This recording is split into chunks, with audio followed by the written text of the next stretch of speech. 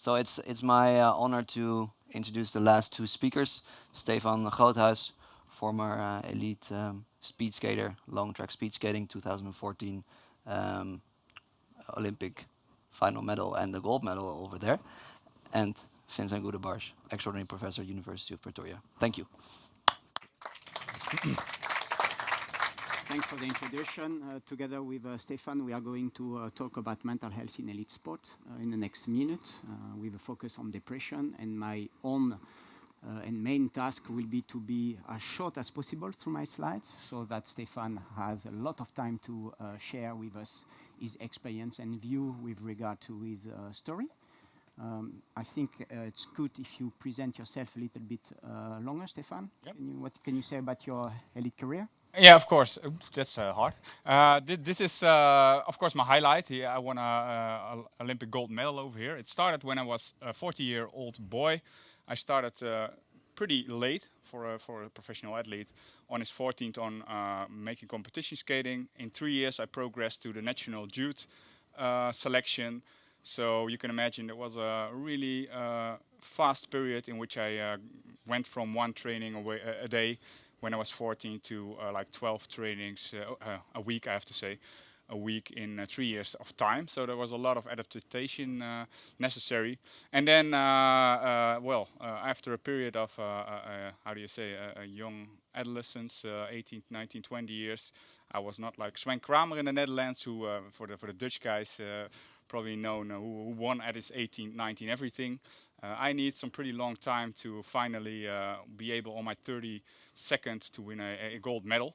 But before that, I had two other big highlights: two-time world-time champion, and it's I don't want to spoil everything over here already, but it was like a classical anecdote: a lot of highs, but also pretty lows. And we are going to talk about that in upcoming minutes. And Stefan is not the only elite athlete that have been exposed to some low moments. We have seen in the past decade an increasing number of elite athletes speaking up about their mental health challenges. Whether you are female, male athlete, very successful, less successful, across all sport disciplines. And these athletes were the reason why at the Amsterdam University Medical Center we started in 2014 with an international research program with a particular objective, obviously, first of all, to establish the extent of mental health symptoms in the context of elite sport, to identify potential contributing factors for those mental health symptoms, and last but not least, looking a little bit how we can support the athlete a little bit better, either during or after the career. So we did collaborate with a lot of organizations worldwide. We, I think, review 5,000-6,000 elite athletes over the years, and we also did a great study here in the Netherlands with NOC-NSF, where Stefan, together with Mieke Kabat, was one of the ambassadors to speak to their athletes to be motivated and participate. I think it was one of the highlights that we had, at least within the Amsterdam team, in the past few years.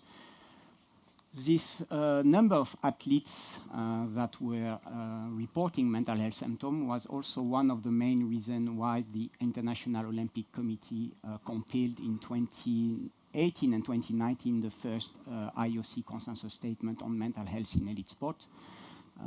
It's very good, and it was very good to see and very timely that the International Olympic Committee moved forward on such a particular topic. So mental health symptoms refer to those adverse thoughts, adverse feelings, or adverse behaviors that might impair someone in daily life or in work or in sport. And we always make the distinction between mental health symptoms that are self-reported by the athlete with the mental health disorders that are clinically diagnosed according to the diagnostic criteria that we have available. In scientific literature, it's all about the mental health symptoms. We barely have insight about the mental health disorders in elite sport. And those are the symptoms that pop up often in the scientific literature: distress, depression, obviously, sleep disturbance, and also substance abuse. So the first question for me to you, Steph, looking at the definition of mental health symptoms and disorders, can you recall which kind of feelings or thoughts did you have at that time where you were in this challenging period of your life? Yeah, for sure. Well, I can say for my 2006 Olympic Games, the first Olympic Games I skated, I was getting at an Olympic level, and from there on, I progressed to finally a world Olympic gold medalist. But so I actually growing all the time to a higher level as a professional athlete. But I was because it took me too long. Yeah, thought it was taking too long to win this final medal. I was feeling every year less. I had way less self-esteem every year. Every year I thought, well, I'm such a big loser that I'm not winning this. Finally, winning this world championship or this Olympic Games. I mess up every time. While actually in the real world, I was growing every year and practically almost there at the top. So, felt for me like kind of I was climbing on the last step of the Mount Everest, but fell back every time. But that's in a retro perspective. At that time, I didn't just feel like a complete loser, and that's for me kind of strange. Is how is it possible that you are not able to reflect on yourself anymore? That you're actually and not proud anymore. Maybe that's the most important thing. Proud on what you actually accomplished. Because I was a lot of time Dutch championship winner, won a lot of World Cups internationally. But I was not seeing that at all anymore. The only thing I saw was, oh, I'm not winning the World Championships. Why is that? Yeah, but you were reflective about that, which is, I think, a good thing. But you didn't have this rationality to put your performance into a positive context. No, I was not, and that get harder every year. That even get harder every year to yeah. Yeah. So we'll come back on that in 1 minute. Within the IOC consensus statement, we also conduct a systematic review and meta-analysis in order to identify the prevalence of mental health symptoms in active and former elite athletes. And you can see that the prevalence in a group of active athletes range from 20 to 35%, from depression to alcohol misuse. And in a group of elite athletes that were already retired from the sport, the prevalence ranged between 20 and 25%. If you wonder whether it's high or low, obviously we looked at that, and it is quite accepted that elite athletes report mental health symptoms at least at the same level than the general population. And in the general population, I must say that it has been under scrutiny since 2 decades, that burnout and distress and depression is a high burden for the society. So it helps us to appreciate those numbers and to make sure that we need to work towards better prevention and treatment for mental health symptoms and disorders in the context of elite sport. So there are many other mental health symptoms and disorders that are reported in the context of elite sport. And recently, and it's the same in the general population, obviously mental health symptoms has been even more a struggle due to the pandemic. We did make a couple of studies during the COVID-19 period, starting by March 2020, and we saw that the prevalence of especially anxiety and depression doubled during the pandemic by comparison to the year before. Why? Because many athletes were a little bit uncertain about competition that might resume or not. In my sport, in professional football, many of our players, around March, April, they want to play a lot in order to earn a new contract for the subsequent season. Well, most of the competition were finished at that time, so they were a little bit insecure, insecure about the future. So this was done in a couple of studies, and I think it's something that has been shown in the general population as well. So how often did you experience those mental health challenge? Do you remember when it started and whether you had some great moment, obviously, during your career? It was not only negative, fortunately, but do you know how often it was? It was every year, every competition, or? No, actually, after last year, some puzzle came a little bit more together, of course. But it's always when you're getting older, when you understand those things a bit more. My first signals maybe were in the national youth team when I was 19, when I had a period at which I didn't sleep anymore at night, and I was not negatively having negatively thoughts or anything. I was just really positive. I thought, and I was, but I didn't just simply sleep till 2, 3 at night, and did 3, 4 hours a night of sleep, and I was working perfectly on that, I thought. But then maybe my first injury, smaller injury, I would say, was a knee injury, which took a pretty long time to recover from, which made me miss some competition. So I had some down periods, but not really worse. And then I got my first big injury in 2007. I was 25 or something, and I cut my Achilles tendon through with my skate. So that made me. But it made me possible to skate not for over 1 year. So my reaction on that was stay together and work harder than ever before. So I made honestly more hours a day of training than my colleagues who were skating competition. But I did it at home all of the time. They were traveling all over the world to international competitions. So finally, I ended up in a pretty big isolement. So I was doing it all by myself, and I thought I can do this, I can handle this. But maybe like 4 months later, I was finding myself back in bed and didn't want to get out for 1 week or something anymore. That was a kind of a signal maybe I should have done something with that. Yeah. But my wife said, well, we can go to the United States. We're going to make a nice vacation. And I got an invitation actually for the team of Jack Ori, which is a big coach in Holland for speed skating. So I thought, well, everything is fine again. And somehow I managed to get out and just go on.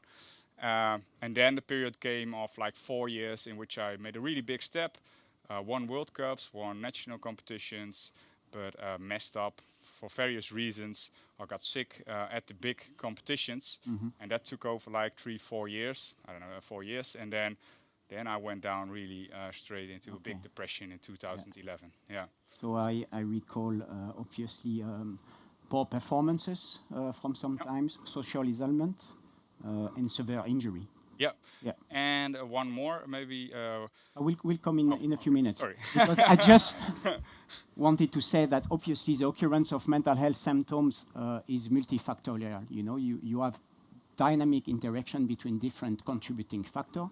You have the contributing factors that are available for the general population, those generic ones, the life events. You have the sport-specific factor, especially severe musculoskeletal injuries that lead to a long-term period without training, without competition, career dissatisfaction of poor performances, and now we have obviously emerging evidence about the COVID-19 related stressor. And the other one that I like to mention is obviously the period of transitioning out of elite sport. Very tricky for most of the athletes, whether you have been the most successful athlete or not. I think Michael Phelps is one of the great examples who have been struggling with that. So it's quite a complex dynamic, and we have definitely a lot of evidence about the consequence of severe injury for the mental health of elite athletes. And we also have evidence that severe injury, but brain injury, so I mean concussion, repeated concussion during a career, lead to post-sport mental health problem. It has been shown since 2007 in former NFL player. So it's definitely quite tricky. And you did want to mention another factor that is more related to your social life, private life? No, more the transitioning out of elite sports. Okay. I think that's maybe you wanna to tell me something about it now, or do I have to wait? No, please go ahead. Okay. Transitioning, because it was one of the questions, obviously. I wanted to ask your experience with injury, so you already comment on that, and I'm focusing especially in my work in the period of transitioning out of elite sport. And I know you are doing fine. I see it with myself and I hear that. Great, but nevertheless, tell us, what was your experience with that? Well, it was... I was worried all of my career. Actually, honestly, I was worried about what am I going to do after my career. I honestly didn't know at all. I did fine on high school, and then just went straight on in top sports, elite sports all of the time. I did a few courses on Open University things, but never really made it to some. But you thought about that, which is already a great step. You were already a little bit anticipating. Yeah, but yeah, what it didn't.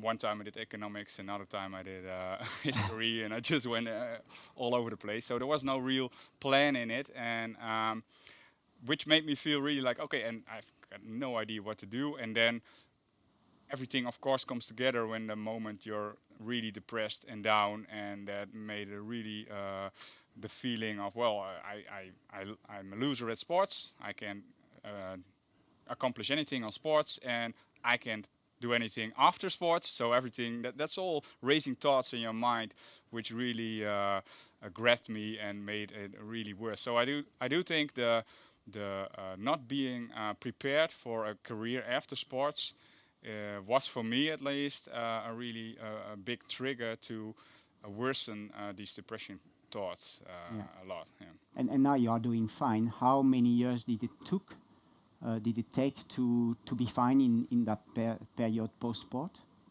Was it a couple of months, years, or? Yeah, well, maybe still. No, well, I quit it now for 6 years, and we talked about it yesterday, and I think what's funny, everybody's always saying, that's how I felt it. Everybody's saying the black hole after sports, the big black hole, what are you going to do? I way more felt like, well, now I'm kind of free, maybe, after sports. I can do anything I want, try anything what I want, so I'm going to do that, and I'm going to do that, and I'm going to do that. And everything which came on my path, I tried to grab, but there was no good plan, or I just did anything which thought I was fun, but it also led to the top sports, of course, is also a really structured life. It's every day is like in the morning it's a training, in the afternoon it's a training, and then you have your nutrition, material, nutrition, everything you're preparing. But it's really a pretty straightforward day-to-day life, and that's gone, of course. So it's more like you're getting too much on yourselves than instead. Then I got no idea what to do. Finally, when I find kind of free, I just went on to grab everything which was possible, I thought, and that was not really the good plan either, I think. Yeah. No, but I think in terms of prevention, the lack of retirement planning, lack of education, it's obviously something that we want to work with the young, talentful athlete. Yeah. And the structure as well, post-career, it's of course very challenging for most of the professional footballers, especially, that are not reflecting too much ahead. When it comes to the work of the sport and exercise medicine team, we rely on 3 main pillars when it comes to the medical approach to mental health symptoms and disorders. Obviously, education of the athlete is key, but I think it's not something very specific to mental health symptoms. It might be something specific to cartilage degeneration or any injury, concussion as well. Education is key so that they can understand a little bit where the medical team is moving. Psychotherapy and medication is obviously the 2 key components to the management of an elite athlete with mental health symptoms and disorders. One example, we are running a little bit time, but sleep disturbance is very often reported. More than 60% of the elite athlete report sleep disturbance. So you are not the only one, Stefan, where you were spending a couple of nights sleeping 2 or 3 hours. And obviously, there is different contributing factor to that. You know that elite athletes are traveling a lot across time zone, across continents, so jet lag is obviously very tricky. The use of social media nowadays is very common, and we know that it delays by 1 hour at least the time to fall asleep if you just are engaging on the social media in the evening. And it's not only true for athletes, it's for us as well. So please keep in mind that your sleep is also important. So leave the phone on the side. And I think that the sport medicine team can play a big role in sleep hygiene for the athlete. It is underestimated in the general population, and for sure, even more perhaps in the context of elite sport. The medical team.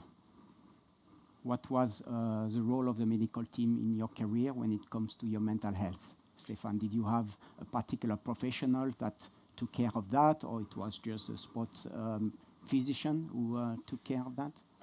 Well, of course, a long career, like so that there's been a lot of different phases in there. Yeah, did you see changes? Yeah, kind of. In my beginning of my career, there was this sport psychologist, of course, which was introduced in the team.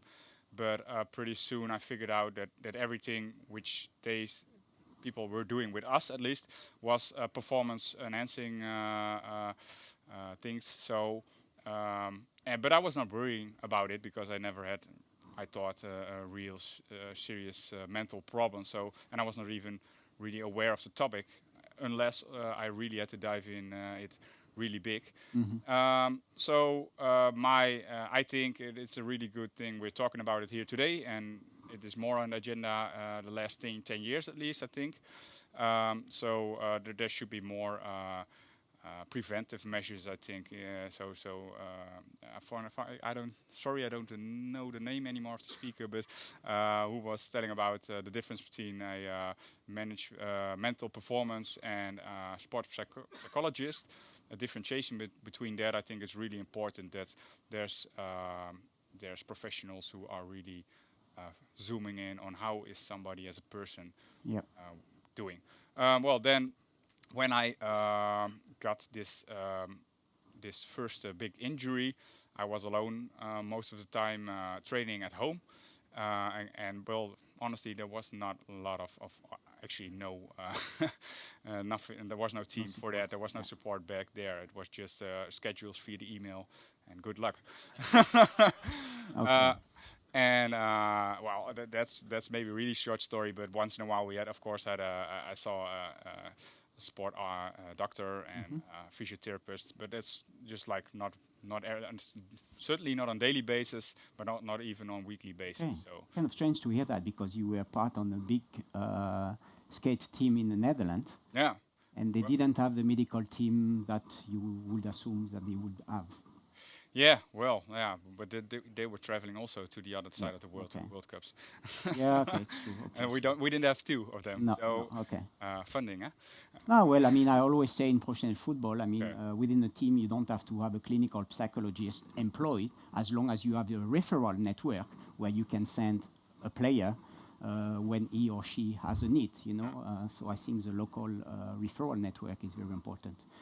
Did you see any change in the past few years? Because you are following skate, of course, ice skating. Is it a little bit more awareness about and less taboo about this topic? Yeah, for sure. I think it's. I think, but maybe that's all. It's also. I'm a little bit biased of that because you're busy with the topic, so it's always hard to see if it's really changing. I do think it's changing. I hope everybody is seeing this, but if you're busy with the topic, you have the idea more people are busy with it. And when I spoke up with when I decided I'm going to tell this story to the outside world 1 year after my depression, you really figure out that if you put yourself in a vulnerable position and tell this story, that a lot of people are willing to talk about it actually. So it's always hard because that's why I'm biased a little bit. But well, recently I was there's a team in Holland, the Eco team now, speed skating team, and they have a psychologist company which is sponsoring them. So there's an interest in that. Yeah. But they also put a psychologist and not a sports psychologist on a team on a daily basis who are working with the athletes and really promoting to talk about how, as an athlete, you feel this whole career impacts you, and just not focusing on sports performance. Of course, they're doing that as well, but they are focusing on how is the athlete as a person the well-being doing. And I do think that's a really great. But it started this year, so I think we have to be. Well, I hope many other teams will follow, obviously. I'm not a scientist. NS1 is not a really good case. Oh, well, it's a good start. It's a case study, I would say. Well, I mean, you know, when it comes to prevention, we need to screen athletes as well for mental health symptoms. You all know that we are screening elite athletes at the start of every sports season, cardiovascular abnormalities, obviously the joints, muscles, the whole musculoskeletal system, and we thought that it was nothing. when it comes to screening for mental health symptoms in elite sport. And the IOC did develop the sport mental health assessment tools that is now implemented in professional league across sports around the globe. I know in the USA, the Olympic and Paralympic team is using that, the rugby players in England as well. So we are moving as well a little bit forward when it comes to screening. And when it comes to prevention, we are also raising awareness about mental health symptoms in elite sport. The IOC is doing so with different resources. If you have an athlete and if you are working with athletes, you have the Athlete 365 website, which is a free resource platform for athletes and whole member of entourage that include coaches. And you can find a lot of great information that are related to mental health symptoms and beyond. It's not only about mental health symptoms, but there is some great video and great resources. And the IOC is not the only one who is moving on such a topic. You can see here a couple of organizations that have put mental health symptoms on the agenda even more in the past few years by comparison to 10 years ago, which is, as you mentioned, Stefan, I think a great thing. And we are here in the Netherlands. I know that TMNL and the CNSF have been focusing on mental health since many years as well. Which is great for the athlete, even more for the human beings that an athlete is at first. Where are we going in the future when it comes to mental health in elite sports? Stefan, do you have any view on that? What do you think? Well, I do think the thing I just mentioned, maybe a psychologist intervening with a team on a daily or weekly basis and really is talking a lot or all of the time with the athlete and not as a and not with the goal to directly enhance the performance. And that's always a gray area, of course. That's I can imagine that's a hard. That's also why I asked the question on your colleague here. We were speaking about the differentiation between the sports psychologist and the mental, because I can imagine it's hard for a team, and we will see how this in this eco team will develop. That there's always a financial and a performance question in these teams, in these commercial teams, because at the end of the day, these teams have to make performances to have a way of living. Otherwise, they're gone in a few years. So, I hope we can prove that focusing on this mental part and making well-doing beings, well-performing beings on a mental scale is also finally giving these persons more better performances, and this is going to be a win-win situation. Yeah. And obviously, I mean, there is some very good cases and good example where mental health is put on the agenda. We heard from Hemi this morning at the Red Bull team, which is great. And perhaps not surprisingly, Max Verstappen from Red Bull as a team, as an athlete, is a world champion. So I don't want to make any causal relationship between both, but nevertheless, I use it, of course. And of course, all the work which scientists like you are doing on these topics is really, really important, of course. And I think from a lot of different perspectives, from physiotherapists or scientists or athletes, or from different sides, people are working on this topic. I think that's at the end of the day the most important step. That it's just more awareness, and I have the feeling that is improving a lot. Yeah, of course, I agree, but I think that the elite athletes such as you, who were open and talk about this mental health challenge, I think that makes the big difference. I mean, if Vincent Gutterbach is talking about mental health, now most of people will not open the newspaper and read the article about that, but if you are, or if others are, I think it makes a big difference. So I think it's a team effort, and it's why we like sport.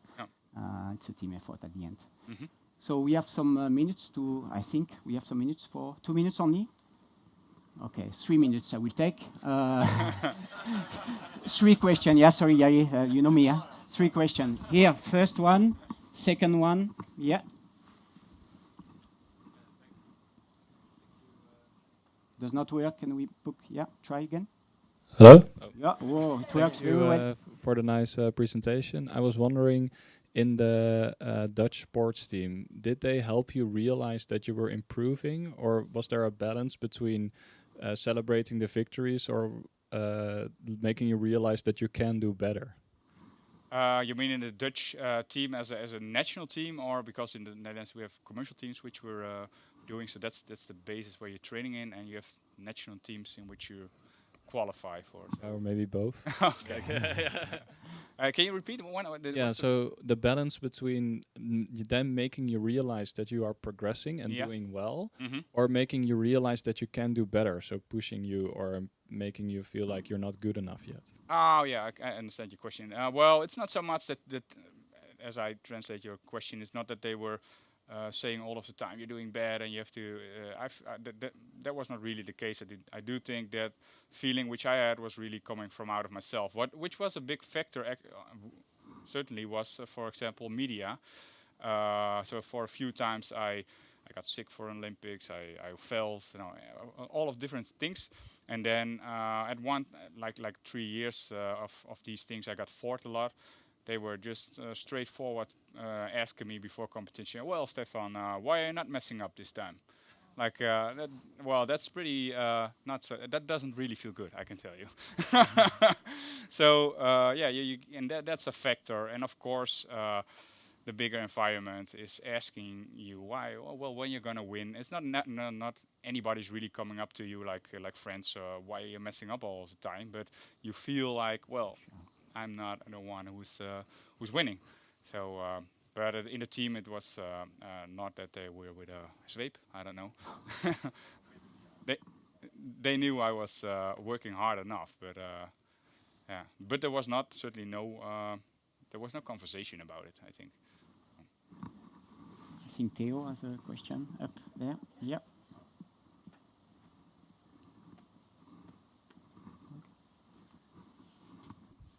Hi, thank you for bringing this interesting topic. I enjoyed your speed skating races very much, by the way, I have to say. Thank you. I admired you very much. I was wondering, given the frequency of mental health challenges among the elite sporters and the normal population is more or less the same. So how much is elite sports related then to mental health problems? Or, I mean, if you would have been in business or somewhere else, would you have run into the same problems? Or honestly, I do think I would have had to got the problems otherwise as well. Yeah, there's certain indications that I would have had got these problems, but we never know. I was not, but it's also about personality, probably, and course, yeah, for maybe sure. also about food and Yeah. things like that. So that but I do think the figures are not telling it. Like Vincent said, it's like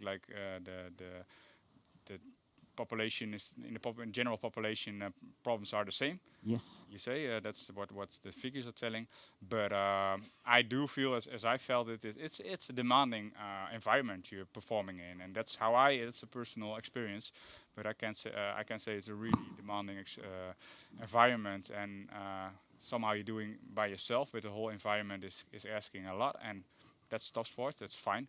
But I do think that's my feeling that it's maybe more demanding than some other areas. But of course, in business is another. There's a lot of areas where people are asked a lot. So yeah, but not only in elite situations, No. also in normal No, life. I mean, situations can be very demanding. yeah. But so I can't give a satisfying answer probably. But so this is why it's a personal test on me, I think, and that's how I experienced it. Okay. Any? If I can ask the last question Oh, of okay, yeah. the session. You said 2 minutes and you take the third minute. The session It's a good one. It's the a good session one. is so Yeah. Okay. interesting. Go ahead. Go ahead. Thank you for both of your Q&A and one-on-one session was really interesting. I have a question, Stefan.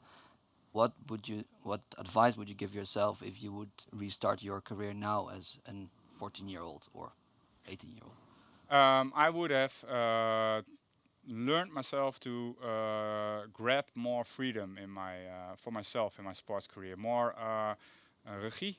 Somebody can translate it for me. Control. Control, yeah, kind of control, and it's an environment in which your everything is figured out for you. You have to. Well, I already told that. your schedule is pretty much based on a very day-to-day program. Everything is the same, and which is fun. We have fun. I had a lot of fun, I have to say, in my sports career, but I made a lot of choices. I made a lot of choices by others for myself, and this lesson I would have had earlier in life. But it's pretty hard, I do think, in the system to push out of this. I do think feel in an environment. Amy told it about the guy from Red Bull football team. I do feel that's how more professional the team is, I feel, and how more professional everything around the team is worked out, the harder it gets to take real big choices. And there's guys who are doing it. Like I went with Kjeld Nuis, one of the athletes of Red Bull also. He was a really good friend of mine. We did a lot of things together. But he's a personality who was easier just saying, well, shut up, I'm going to do my own thing. But it's not that's easy for everybody. And I would have learned myself more freedom. Yeah. Good. Thank you so much, Thank you. Vincent and Stefan, for taking the stage. Thank you.